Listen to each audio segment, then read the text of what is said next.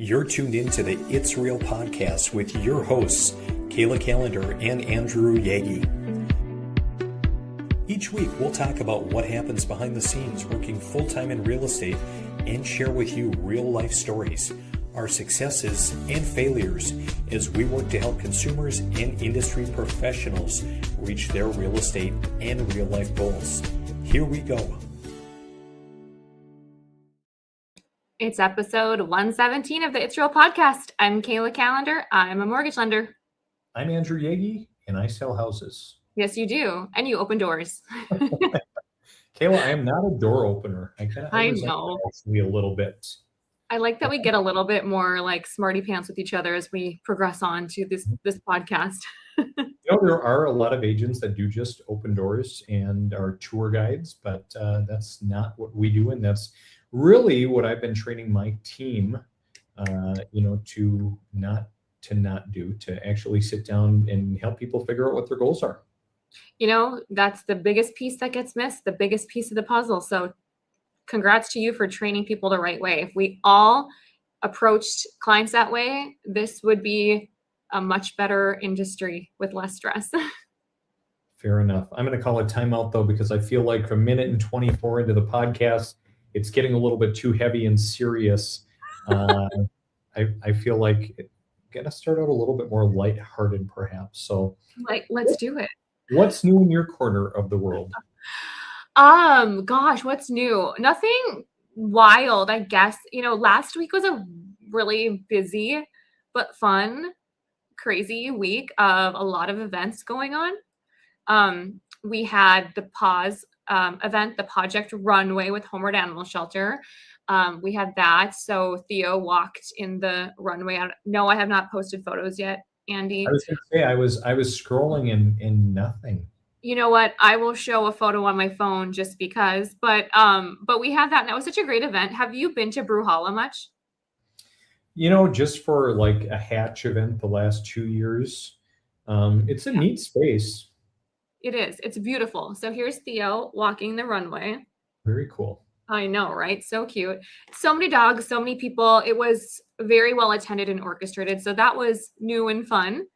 And then on Thursday is when I finally gave my talk for Disrupt HR, which, I'll be honest, it was a relief to have it done because it's just such a buildup and we've known for months. And it was a really well-attended event. It rained. I want to know about the guy in the life preserver. So the guy in the life preserver, he just used it as a prop as part of his speech. So I heard it covered his microphone though, so he had to take it off. So yeah, there were 11 speakers this year. You get 5 minutes only, Andy, which sounds easy. However, you have 20 slides and they're automatically advancing every 15 seconds. So you can't slow down or speed up. Otherwise, you've got kind of like dead space or you're rushing. So I went through mine without any issues. It was a thrill. And afterwards, I had a lot of people tell me that the talk impacted them or they could relate. And that's what we want. So it was a lot of fun. So, but that was last week. And then Lakes area, we went to the lake this weekend. It was beautiful. You can already tell people have stuff going on back to school. It got a little quieter. So yeah, it's good though. But what's new with you? What is new with me? I don't, not a whole lot. Just kind of, the dog days of summer, just trying to make the most of the last weeks before the kids go back to school. Always a little bit bittersweet and just how quickly summer flies by. But on the other hand, it's nice to get back into some sort of routine just for everybody. So I always look forward to the fall. I love the fall. Love going out to do a little bit of farming as well.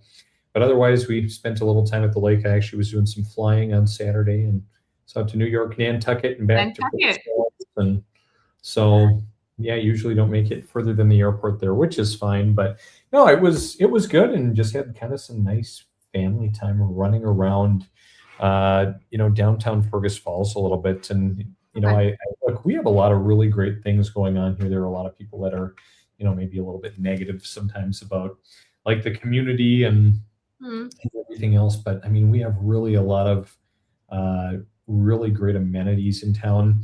And in fact, I'll have to show this to you. We were running around downtown a little bit, and there's an artist in town. He does chalk artwork and Chalk artwork, like the ones that look like you're falling into a well or something, or downstairs.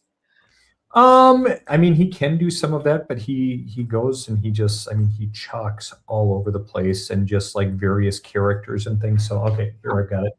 So he's got like 55 of these of 55 Waldos around town. Oh, you're kidding. Wow, that's actually really good. Yeah, and in all different places, shapes and sizes, from under bridges to on like a little connection to like a fire hose hookup on a building. And so my wife made a little Where's Waldo like checklist and numbered it, and the girls were running around and seeing, okay, where are we finding Waldo because they're numbered.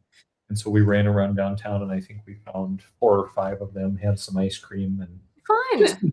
a little bit different. So yeah. Keeps the kids busy and entertained. That's really cool. Is it a local chalk artist or? Yes. Yep. It's someone Wow. local to Falls, and paint like even on trees, tree trunks or like a stump somewhere, he'll do something. And so really just kind of neat. That is awesome. And when do the girls start school? When do September. we start like September 1st, Tuesday, September 1st. Wow. I had someone, oh gosh, one of my colleagues, their 5-year-old starts kindergarten tomorrow. So I'm like, that's South Dakota though. But Mhm. yeah, it's summer flies. We always say it. It does. It does. It But does. Not for you guys. You'll still be spending a lot of time out at the lake. we will. And it's just funny. I was talking to Taryn yesterday, and I've just become more of this cold weather person. I hate to even say that out loud, but just as you get older, maybe, I mean, I love the warmth, but I just love the quiet. So I welcome it. Well, don't dig the pumpkin spice and the sweatshirts out quite yet, Kayla. I think we've got some nicer days ahead, but I'm with you. I love the cool weather. Yeah, the seasons. That's why we live here, right? For sure. What else? What else is going on? Any Oh, fun or not fun or unusual things going on in mortgage? always, Andrew Yaggie, always. Gosh, yeah, I hope that when I come on here, I don't seem like I'm like shocked every time, but I just, I don't mean to giggle, but there are people in this world that just trust you. You've proven yourself, and there's others, and I don't blame people that just have this like, I don't know. And I recently had someone send me interest rates and all these options from, by the way, can you see my Yeah, milk phone? box of milk bones back there. I was Long story. It goes to Homeward Animal Shelter, and it's been sitting here. But when you move the camera, I can see it. So anyway, yes, that goes to Homeward. But no, what I was saying was somebody had sent me rate options. Now they're already in contract. We've ordered the appraisal. We close soon. They just started shopping today, and they sent me rates, and they said, hey, hopefully this helps when we go to lock, that the competitor rates will help you give us a better rate, which I totally understand. People wanting to make sure before they lock, you do a little comparison. Although I do recommend doing that before you get into contract. But the rates were actually worse.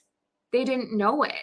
So the reason why they got confused, even though I've explained, is this other lender quoted a much lower rate, but was charging thousands in fees. So when I said, okay, if you want to pay that much in for your rate, let's look on the price grid, the rate grid. And sure enough, we were a quarter better. And so, the more people don't buy houses or build houses or sell houses every day. But I think it's just a reminder of the reasons why we are so thorough with our people and show options, is because it's so important to know there's just not one thing that you can do with your rate. So just a lot of educating people. And I just truly think a lot of individuals are going to chat, they're going to Claude, they're going to Dad, rightfully so, because I think with some lenders and realtors, you probably should. But it's just interesting to see kind of every day it's something new. So Yep. yeah. Oh, it always is. I think anytime you're in a people business, I mean, it's just going to be par for the course. last week was a more challenging week in our office for a number of reasons. Oh, This week's starting off pretty solid. Just fires oh, you're having to yeah. deal with, transactions and everything. And again, there's a lot of emotion, a lot of frustrations, we often talk about right now. Just because there are some homes that aren't selling, some things that are sitting out there longer, and the market isn't responding maybe as favorably as it did Yeah. even a year ago in some cases. And so it's just always, trying to, remain the expert, the voice of reason, and help people get to their goals. What do you feel, or what are you seeing, witnessing is the most common challenge? Maybe it's something different every time, but what's a common challenge you're witnessing? I would say a common challenge on the sales side, Kayla, is keeping sellers grounded and helping them make sense of the market. Mm, Again, people are just still so stuck on where rates used to be and mhm. what wildly outrageous prices people were getting for their homes. And that isn't necessarily always the case right now, unless it's highly desirable and or priced right. So I think that's really a challenge on the buy side. Um, I think the most challenging thing is, just trying to encourage buyers and encourage them that, hey, of course, you have to make your own decisions based on, the big picture, but now may very well be a great time to buy, even if it doesn't feel like it, even if we're looking at, hey, rates, national average closer to 6.75. That's a temporary piece. And even, we talk about it in our house as we're potentially going to embark on a new build here at some point. Just looking at it and you talk about advice, whether it's from, friends or well-meaning relatives or a parent, everybody has an opinion, but just always remember that not all advice is good advice. And some people are Mhm. to be helpful, but ultimately you've got to make the best decision for yourself. I saw a reel yesterday. Someone had put up about you won't be talking about the interest rate when you are spending your holidays hosting, or think it was just something related to that. And that's the truth. And I just pulled up a 30-year fixed over the last 4 years, just to kind of see like where were we at 4 years ago? Because you said it, Andy, it's like people are waiting. And to let you know, today the national average is around 6.74%. So 6.75, like you said. 4 years ago, we were at 7.29. So when you think about that, I mean, that's 4 years of equity. That's 4 years of appreciation. That's 4 years of memories, a fenced in yard, a larger kitchen, a safer neighborhood.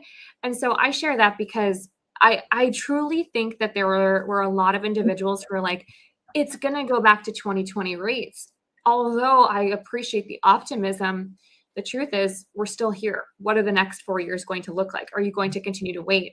And I've actually talked to a lot of people in their 40s lately, and they're like, oh my gosh, I should have bought, then, or in their late 30s. The average age of a first time home buyer is 40 years old. And I truly believe that a large portion of it is because of the waiting game of just hoping rates will come down. Yeah, for sure. So, yeah.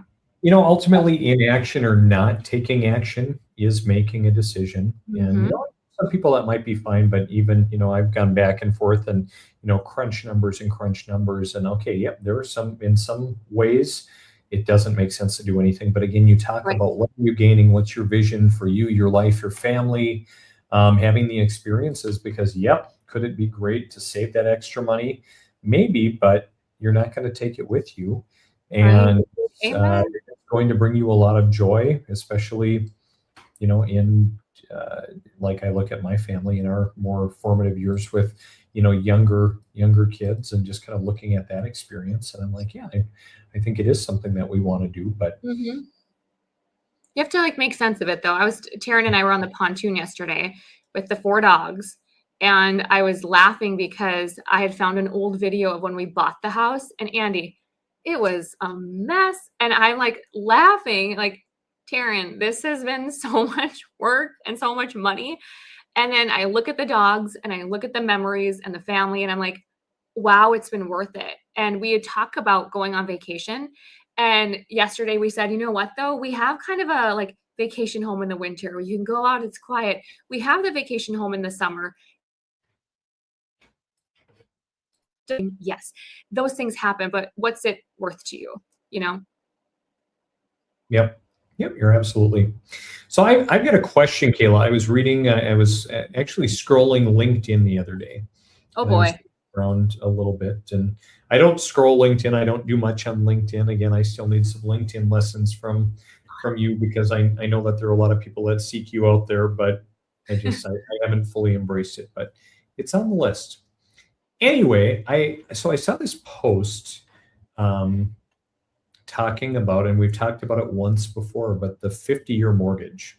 So Oh we yeah. talked about affordability being an issue. And so I saw this from Jack Ziegler, who's a financial planner, and was talking about the 50-year mortgage. And again, just, hey, I don't think the government should be involved. And economically, maybe a challenge for families, but would it be helpful in some ways and in some cases? He also put this together, and again, Mhm. slightly over graphic, but 21 versus 25, a $500,000 house, a 30-year mortgage at 3%. You've got a $2,100 payment, and you're paying 258,000 in interest. Now jumping ahead to 2025 at 7% over 50 years, your Mhm. payment's still higher, marginally higher, but look at the interest that you're paying. And how he spells mortgage. Right. Yeah, that could be a better graphic for sure. But I was I guess just scrolling, so. and it was kind of timely, especially as I've been having some different conversations with clients or potential clients or people that, boy, we really really want to get into a home, but Yeah. just don't see a path forward. So not to put you on the spot, but is there any merit to a product like this, or does it hurt more than it helps? I think it again, back to what I always say, prescription without diagnosis is malpractice. For the irresponsible buyer who's saying, "I'll figure it out at some point." Probably not a great idea. For those that know that they're on a path, they're, maybe in school right now, or they're, in a job where they're going to progress and get more income, or daycare is going to end, or their child support's going to end, whatever it might be. I think there's just a different way to look at this. I truly think it's similar to the 32121 buy down. They're getting a lower rate to start with, and in the 50-year mortgage, I would say, well, cash flow might be increasing to start, just like the buy downs. I think that you have to be very real about the fact that at what point are you either going to start, holding yourself accountable to pay that down faster, so it's not a 50-year, maybe it's a 30-year, or you're going to refinance into a 30-year. I mean, Andy, I have people that they want to do a 15-year. And I say, well, I have one right now. It's a second home. The rates are similar. And I'm like, listen, the 30-year will allow you to have that flexibility and cash flow, but you just have to have that discipline to pay it down to a 15-year. Then do you have the discipline? So I think it just depends. I don't think we should shut off this option of or buy downs. I think every single person's different, but it's just another arrow in your quiver, another tool in your tool belt. Just it has to be for the right buyer, because Andy, I see people all the time that are at the top end of their ratios, and I'm like, if I don't finance this, someone across the street will, because it checks the box. But we really have to help people not just find a pre-approval letter and a house and an offer, but be set up after, like we've talked about. And this is an example of, okay, here's today, but where do you sit in 2 years? And how are you going to take care of this so it doesn't become $1 million you pay in interest? Right. So sorry, kind of soapboxy. No, I think that was good, and I agree with it. I think there are probably two good use cases, and the one you already kind of hit on, just the cash flow piece. So for those Mhm. individuals that need more, they're looking at, hey, some changing life experiences, and kind of to your point of doing a 30 versus a 15, to have some optionality with how much you pay. You can always pay more, but in this case, Mhm. if you're worried about cash flow, or there's some unknowns in life. I mean, it could be a good short-term solution for an individual to get into a home, because home ownership is awesome, and it's a goal and a dream of most. I think the other group it could be good for, and Jack in his post talks about this, is for investors. Yes. And most of the time they're having to go and get some type of a commercial loan, a 20-year amortization or something, if it could be amortized longer, just from a cash flow standpoint, especially with some more challenging properties. Now, granted, again, this is an overgeneralized discussion in post, because again, he kind of starts talking about, implying a mortgage as if, maybe it's more residential, but, there are some commercial or investment implications. So I don't know what the solution is, but it was just an interesting, point of discussion. I thought I would revisit it with you, seeing Yeah. as you're working in it every day. I would say too, it's kind of similar to adjustable rate mortgages. You're setting yourself up for this rate again, just kind of like the buy downs. I just think it depends on the person. And I do think that there are some people that, they're paying $3,000 for rent and we can't qualify them for 2,000, maybe, spreading it out, their debt to income ratios are lower. Is it the exact solution for everybody? No, but they might be able to get into a house quicker because spreading out the term allows their DTI to be lower, thus being pre-approved. So it could also be a tool to getting more people into homes, even if it's not the number one best option. Mhm. Also, sure. why not a 35 year? Why not a 40 year? Do we have to go to 50? Like, Right. I don't know. Just one out of 60. Pick your term. Yeah, I mean, I would say even just a 35 year could help people. I don't know where I wonder where the 50 came from. I don't know that. I don't So, know either, other than it's, one of the next largest, jumps or mhm, whatever, right? Yeah, good question. But mhm. well, we'll Yeah. have to see kind of what transpires. So Yeah. you mentioned something just a little bit ago that, kind of caught my ear. So you were talking about someone potentially, doing some shopping at this point and, wanting to talk, and hey, what are your rates, when, your rate, I mean, everything was better. But again, people not asking the right questions. And, again, there's a lot of doubt out there too. But also, somewhere along the line, this individual probably, again, had a conversation with someone else. Maybe it was this other lender, or maybe whatever. Someone else quoted them a great low rate, but obviously, somewhere along the line, they didn't get the education that they needed. Yeah. I often think of that too when we're working. And like at the open of our episode, you said, that I sell homes or give tours or whatever, and we definitely don't do that. We're Mhm. looking for people that are serious. And I think an even more important facet of that is working with a great team. And we talk about that. And I'm not talking today, Kayla, about, having your team of advisors, your attorney, your CPA, your lender, your real estate agent, whatever your arsenal of looks like for your team. But I'm talking about even within those specialties, working with a team. Obviously, you have a team, Kayla. I have a team. Talk about the importance of that from your angle. I think there's multiple avenues to explore this. So yes, having a team. So who do you recommend for a home inspector? Who do you recommend for a financial advisor? I think having all of that is so important because every single part of buying a home means a bigger responsibility. It means, setting your family up for success. You're buying your biggest purchase ever. What happens if you pass away? Is it in a trust?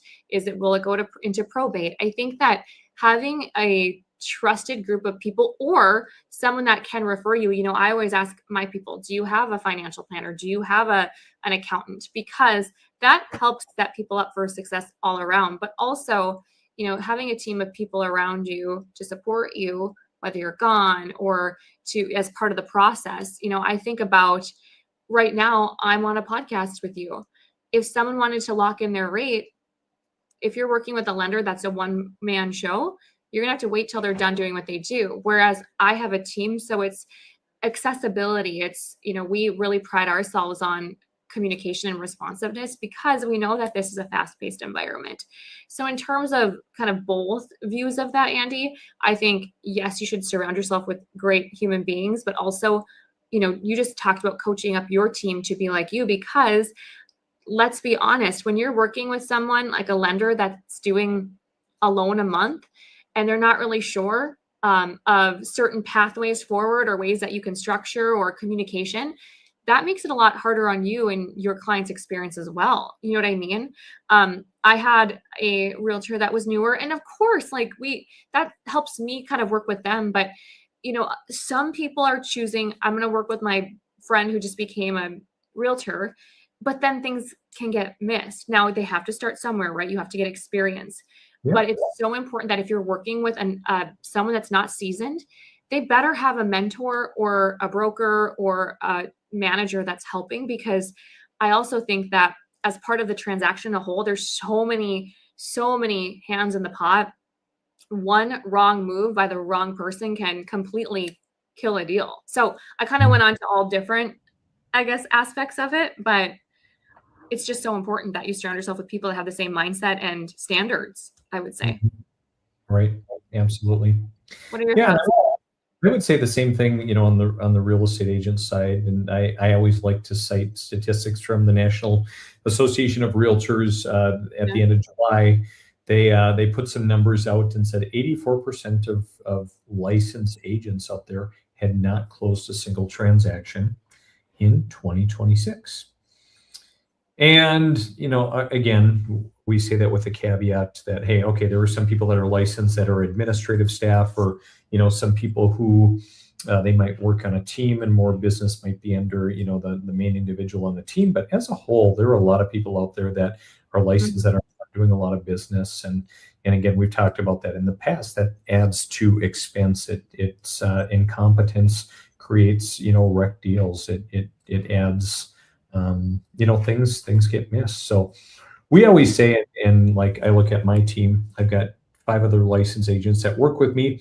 Many of them are younger in their career, but Mhm. most all of them have some other very significant business experience, some real estate experience, managing people, extremely sharp and doing a great job, not only to represent our team, but also for their clients. And so that's what I really love to see. But yeah, you talk about people being sick, or hey, if there's something going on in a family or a vacation. Hey, I was talking to an agent that we're both friends with over the weekend. Hey, what are you up to? Oh, been out of town, and of course this week it's busy. It's incredibly busy the week that I leave, and don't have a lot of support. We don't Mhm. have that problem here on our team, and I think that's a huge benefit. I know you don't have that problem either. And so it's just really important. Again, a lot of people, it's for me, it's really fun because I'm passionate about it. I'm passionate about making sure people are represented well, making sure they're getting good, competent care, making sure they're being kept up to date, and making sure that we're working really hard to actively market their properties. And I just don't see that. In fact, I see people getting lazier, agents, trying to do less, having to carry the transaction a little bit more, even when it's not for my client. And it's Mhm. a little bit disheartening.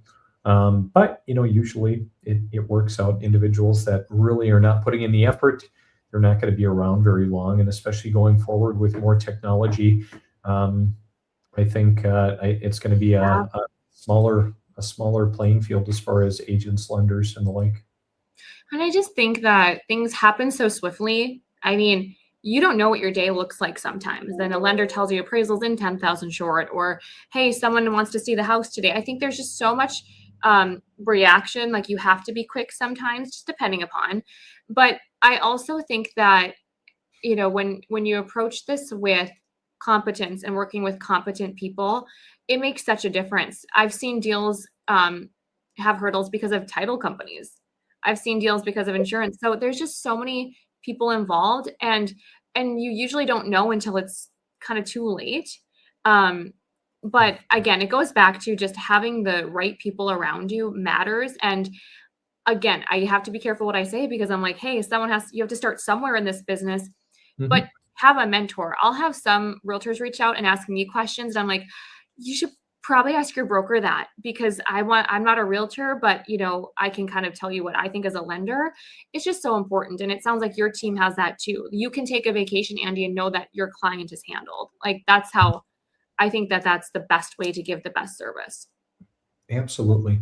Yeah, it's important. The team piece is really, really important. And, I found that out my first year in real estate. And after I had left the Remax broker I started with and Mhm. went to EXP, I was on an island down here. There were no Yeah. other EXP agents. And so I remember I was buying leads from Zillow and Realtor.com. Just, hey, I got to try all the things and look for business. And I did really well with them. But I was gone on and off for like 2.5 weeks of 1 month, and I just had to ignore the leads because like I couldn't serve Mm, them. I couldn't go show them a property, and I had nothing, and that was not a good feeling. And I never no. want to be sitting in that position again.